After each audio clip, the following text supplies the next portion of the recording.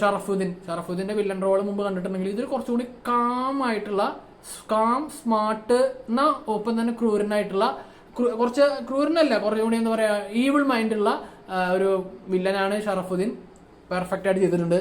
നിവിൻ പോളി എന്താ വേണ്ട വെച്ചിട്ടുണ്ടെങ്കിൽ നിവിൻ പോളിയുടെ ചാമും നിവിൻ പോളിയുടെ ആ ഒരു പ്രസൻസും നല്ല രീതിയിൽ എങ്ങനെ ഉപയോഗിക്കാം, അതാണ് ഈ പടത്തിലെ നിവിൻ പോളിയുടെ ക്യാരക്ടർ.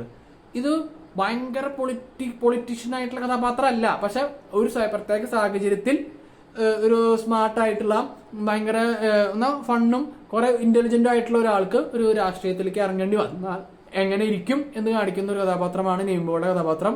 അത് വളരെ നല്ല രീതിയിൽ ചില മൊമെന്റ്സ് ഒക്കെ അത്യാവശ്യം നമുക്കിങ്ങനെ ഒരു ഇമ്പാക്ട് കിട്ടുന്ന രീതിയിൽ, ഒരു തരിപ്പ് കിട്ടുന്ന രീതിയിൽ നിവിൻ പോളി ചെയ്തിട്ടുണ്ട്. അപ്പം ഓവറോൾ ഞാൻ പറഞ്ഞില്ലേ, പടത്തിന്റെ പൊളിറ്റിക്സ് പറയുന്നത് ചിലപ്പോൾ പലർക്കും പല രീതിയിൽ ആയിരിക്കും അതിന്റെ ഒരു പെർസെപ്റ്റീവ് അവർ എടുക്കാൻ പോണത്.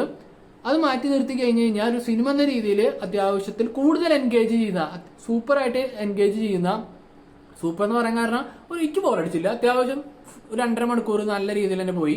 പിന്നെ നല്ല മേക്കിംഗ് ക്വാളിറ്റി ഉള്ള നല്ല പെർഫോമൻസ് ഉള്ള ഒരു പടം എനിക്ക് ഇഷ്ടപ്പെട്ടു.